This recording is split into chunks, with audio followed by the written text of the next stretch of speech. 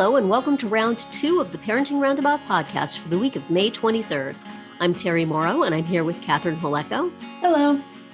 Usually on this podcast, we talk about parenting issues, but once a week, Catherine and I like to get together to discuss TV, movies, books, and other entertainment topics because it's nice to talk about something other than parenting for a change. This week, we continued with our 2 series watches, Bridgerton Season 2 and The Afterparty. So, Bridgerton Season 2, Episode 7, entitled Harmony. Harmony. It's so harmonious. Yeah. Not so much, but the Bridgertons and the Sharmas are trying to make it look like everything is A-okay. It was just a silly misunderstanding. Everything's fine. They love each other, but of course, Edwina is still pretty mad. Supremely ticked, and the rest of the ton is not having it. They are snubbing the Bridgertons big time. Yeah, it is like a straight up look. They're even past. snubbing Lady Danbury, who's, I guess, part of it all, but still, right. Not. Yeah. Anyway, the ton is very much enjoying ignoring the Bridgertons and the Sharmas and being as nasty about it as possible. Yeah. And meanwhile, the Featherington stock is on the rise, and the young heir his last name is actually Featherington, right?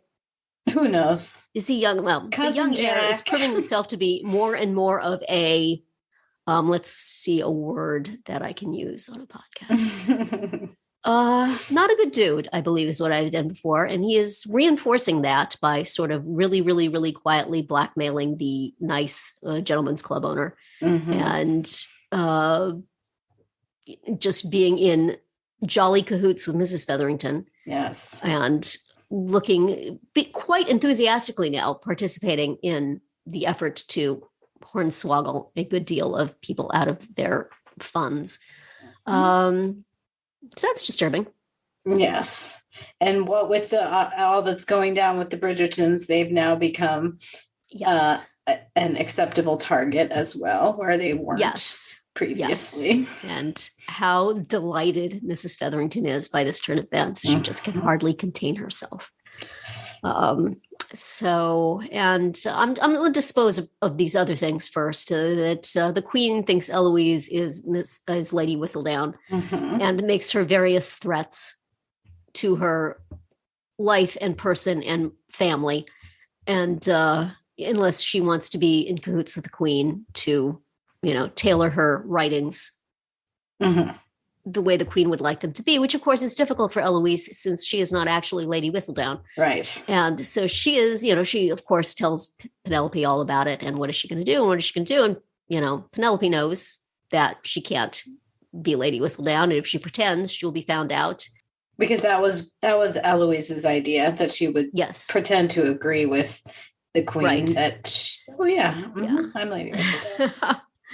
So Penelope goes to see Madame Delacroix to help figure out what she's going to do in this really terrible situation, and eventually comes to the realization that she's going to have to publish something terrible about Eloise to get the Queen to know that Eloise is not Lady Whistledown, something that a person would never expose about herself. Right.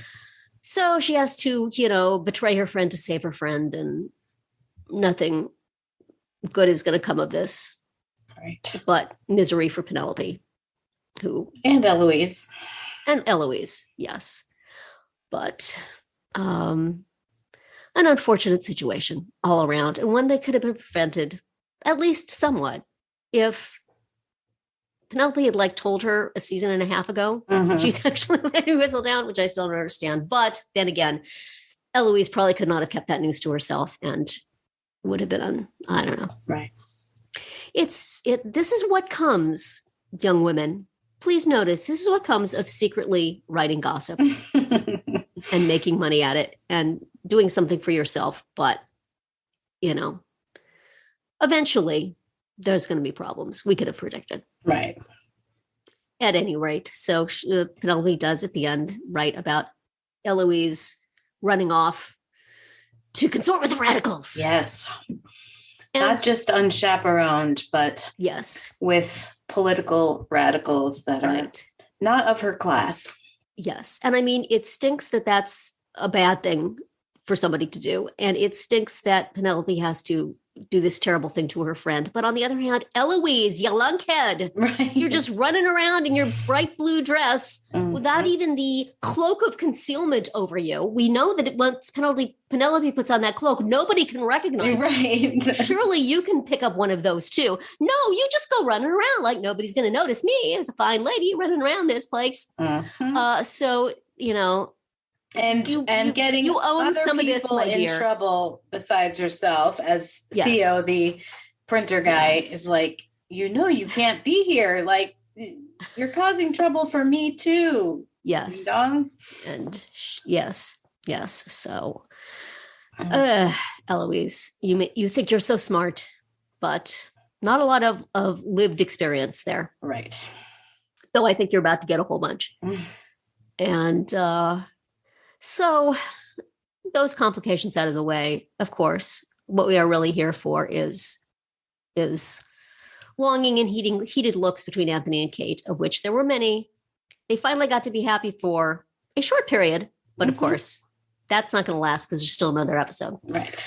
So the Bridgertons and the Sharmas go on a promenade together, figuring that will make everybody happy, but nobody wants to have anything to do with them. Cold shoulders all around. They go to the museum thinking, people will see we're all happy together and it'll be fine. It is not fine. And so they throw a ball. And as we could have told them after having watched The Gilded Age, if you throw a ball when you're on the social outs, nobody's going to come. And you'll have a lot of wasted lobster. Exactly. We could have told you this. Come on.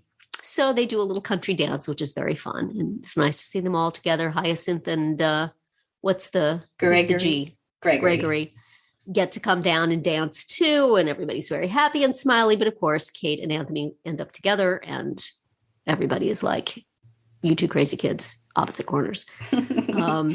And Edwina is still just being extremely pissy this entire episode, which you can't blame her, but still, being mad at somebody because they wanted to put their happiness away to make things good for you is, I think that through a little bit. Right. How dare you not be happy on my behalf? Right. How dare she really? That's true, but still, it's not all about you, honey, entirely. But you know what? You've been sweet and angelic for 6 episodes, so you get to be pissy for one. You get to have one. At some point, we're just going to need to smack you. Yeah. And so, after the dancing, Kate goes out. Actually, after her sister is terrible to her, Kate goes out and sits at some lovely outdoor venue. And of course, Anthony is there and they shout duty at one another for a little while and realize that they've both done nothing but duty and that maybe they could do something for themselves. And then apparently they just go at it there outside, which seems impractical. Well, possibly there's like pillows and rugs and blankets. It's not impossible that someone could like stroll by, right? I guess not. Yeah. I believe they're on the Bridgerton. I guarantee there's a footman nearby somewhere. Right. They are somewhere on the Bridgerton property. In a lovely little stone area that just seems to me awfully public for people who are trying to conceal their path. Well, I guess they're not concealing it anymore, but they're trying to not let anybody think they're acting on it. There's no groundskeeper's cottage somewhere you can at least have a door to shut. I don't know. Seems impractical, but they seem to enjoy it. Yes. And are passionately happy, presumably, for however long. But Anthony wakes up in the morning alone. She's fled and she's in her room looking at herself in the mirror and thinking, you slut. And, with her hair down and,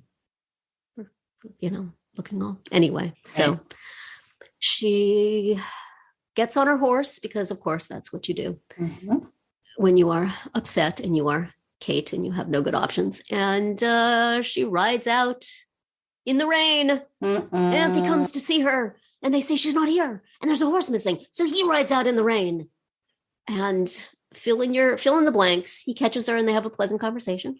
He catches her and they go have breakfast. He catches her and they decide to get married. Or she tries to jump over something and falls off. So, oh dear. Guess which one happened? So as we leave the episode, she is lying there in the rain, looking extremely lovely. She fell just with her hair just spread out the right way. Still smelling of lilies, I'll bet. And Anthony yells, Kate! And I guess that's it. She's dead. And he'll just live in mourning for the rest of his life. Edwina is going to feel pretty guilty. And we end this. Maybe he'll marry Edwina anyway. Just gets like, well, the woman I love is dead. So I guess I might as well marry her sister. And then that will be it, right? That's probably how the next episode will go. I'm pretty sure. I'm pretty sure. One more episode. And then they can be happy. Can they please be happy? Or longer than it takes to do things in the garden. But they have allowed Daphne to be happy this whole. Well, we assume. We don't see so much of her. Yeah. We haven't seen her husband at all. Right. Maybe she's just putting a good face on it. She can't even come to the party that nobody's coming to because her kid has a cough. That's right. Doesn't she have help? Yeah. I'm pretty sure she has help. Right. Honestly, she could have brought the kid with the cough. It would have livened things up. Yeah. But, oh well. As it turns out, we discussed last week how long Penelope's going to have to wait for Colin to come around. And we thought that there would be at least another season before that. But it has since been announced that the next season will be, oh my gosh, who came up with this? #Pollen. Maybe I'm sensitive because Pollen is kicking my bleep. Not right your now. Friend right now. But really? Yeah. Terrible. Or is it Pollen? Maybe it's Pollen. Either way. Yeah. Couldn't be like Penelope or something. Yeah. Well, and apparently they tried to make Canthony happen. Oh gosh. Which no, thank you. Does everything have to have I guess every couple has to have a hashtag, but they need to go back to the drawing board. I believe so. Those are not working for me. Nope, it's not. So Colin has about 9 more episodes to realize that Penelope is pining for him. Let's just start right away, shall we? And not only realize that she's pining for him, but also care and pine for her in return. Right. Does this mean the end of Lady Whistledown? I don't know. This is not the sequence the books were originally in. So I don't know. I guess hopefully nothing in Benedict's story involves anything having to do with Colin and being single, or Lady Whistledown still doing her thing. I don't know. Possibly the fact that she destroyed Colin's family and sister. Maybe a complication. I don't know. But Colin seems to still be quite the lunkhead. So. Well, he's about ready to give Lord Featherington all his money. Right. So, I like Mrs. Bridgerton a lot. She seems to have a good head on her shoulders. She's gone through some hard times, but maybe you didn't do such a good job with the boys, honey. I guess maybe they suffered from not having their father around. But number one has been living a tortured existence because of how things went down when his father died, and the other two seem to have not had much of a weighty nature in their life, ever. So perhaps being shamed and disgraced will be useful for them. They can go learn a trade. I don't know. I'm very, very ready. I've enjoyed this season. I am very, very ready for it to end with people happy, right? Who have been tortured for really a very long time. Cut it out. So, also tortured for a very long time has been Danner, the detective on the Afterparty. That's right. She has for a long time been subjected to the disrespect of this fellow, whose name I'm not even going to deign to remember. This detective who is supposed to come down and solve the case. But she has seen that his MO is to just figure out something easy and go with that. Right. And she is the one who throws complications into that. And so she's probably not eager to see this guy again at all, but especially wants to have her case all wrapped up before he arrives. Although she pretty much dismantled a case he had all wrapped up. So maybe she should just wrap it all up with the wrong person and then let him. He'll dismantle it. But this seemed to me, again, not unlike things I may have seen in the past. Mm-hmm. And like maybe this should have been 6 episodes and it's 8. And so they had to say, oh, crap. Right. Oh, okay, we'll do this. That's okay. Yeah. I mean, acting's good. Enjoy watching it, but was it necessary? Right. Was it necessary to advancing the plot of who killed Xavier? No. For sure. Yeah, although at the end, she was going, a wig, I've got it. Right. So maybe it was. But if so, it's a long way to go for a small payoff. Yeah. I don't know. It just seems like this is about 6 episodes a show in a 8 episode container. Mm-hmm. Maybe 5 episodes a show, honestly. Yeah. Maybe a good 2-hour movie's worth of show. Though it is so, it's hard to hate it, you know? Yeah. It's entertaining for sure. It's entertaining and it's fine. And it's less than an hour. So it's not too taxing, but I did check the clock many times during this episode because I don't know. Yes. And I'm trying to think still no sign of Jennifer too. And right. no looking for her really. Right. Her husband is there somewhere, right? Is he looking for her? Yeah. I can't remember which of the dudes is her husband. I can't remember which. And which one is Tia Sarkar's husband? Well, Tia Sarkar's husband, Jennifer one, he's the Asian guy, and I think he has red pants on, right? All right. And his name Asian is guy Ned. Is her husband. Okay. But there's another guy that's Jennifer 2's husband, right? There must be, right? But who is that? Or maybe I always thought that's who Walt was. I don't know. Oh, yeah. There's a few Don't just forget generic Walt. people wandering around. Yeah. That's what Walt is there for, is to be forgotten. Mm-hmm. But yeah, I'm not sure if they ever showed Jennifer 2's husband. Good question. Yeah. The fact that we don't know is probably indicative of the fact that it's either not important or it is very important and they've been concealing it. But yeah. I don't know. I've sort of given up trying to follow things, just letting it wash over me. Right. And so one more episode. A lot of stuff's going to happen in episode 8. Yes, when a ringer coming in as a narrator. Mm-hmm. Maybe they should have saved the animation for this one. Yeah.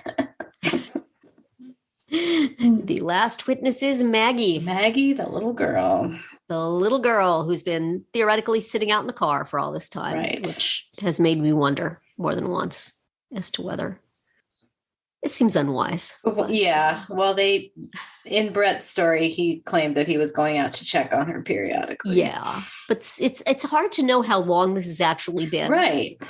Because they're just telling their story would not take as long as showing it has taken. Yes, true.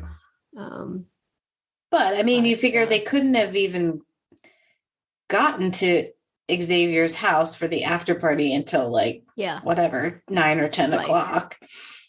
And also, I don't remember I guess Zoe asked Brett where she was, and he said she was at he said she was with his parents or something. He lied. So he lied. Yeah. Maybe not parents of the year, these two. But yes. Zoe was just trying to have a parent ditch day, and that's right. And Brett really messed it up. He did not do his part. I don't know. At what point do you not believe him when he says it's fine? She's off. She's somewhere. Mm-hmm. I would maybe want to call and make sure. Right. But yeah, whatever. She's still on ditch day. And as we see at the end of the episode, Maggie, the little girl, is fine because she comes skipping in, Mommy, for the second time. Yes. And her mother is displeased. Yes. I believe probably the mama bear came out. Mm-hmm. Well, so that is next week's after party is Maggie, is the witness. And so that's the season finale of the Afterparty. And the season finale of Bridgerton is called The Viscount Who Loved Me. We sure hope that the me there is Kate, because otherwise it's going to be just another whole bunch of complications. They don't have the time left. No, they really don't. Please, please, please. These crazy kids will finally get together with everybody's blessing. Yes. And, right off to the poorhouse because the Bridgertons have been ruined. But still, they'll be happy. I again, the fact that the series is named after them indicates that the Bridgertons will probably land on their feet somehow. Yes, this time of disgrace and rejection, and go on to be just as fabulous as they have always been. Right. I mean, doesn't Daphne's Duchess cred rub off on them a little bit? Yeah, you think. You can't just what is a Viscount? Can't just unviscount them or whatever. Right. Yeah. It can't just be busted down to the minors, right? They still got their title. They have the title. They just hopefully Colin doesn't have access to too much of the money. That's right. Oh dear. Well, I have a fairly good idea that things will be wrapped up satisfactorily at the end of season 2, episode 8. This is why we read and watch romances. It is. Because we are promised a happy ending. Yes, absolutely. But of course, this is a series of romances, so it just means that will be wrapped up satisfactorily. It doesn't mean everything will be wrapped up satisfactorily, but we shall see how it goes. And that is going to be it for our round 2 today. Please subscribe to our Parenting Roundabout podcast so you won't miss any of our episodes. We have something new for you every weekday. As always, you can find recaps, links, and an opportunity to comment on our website at parentingroundabout.com. Goodbye, Catherine. Bye, Terry. Goodbye, everybody.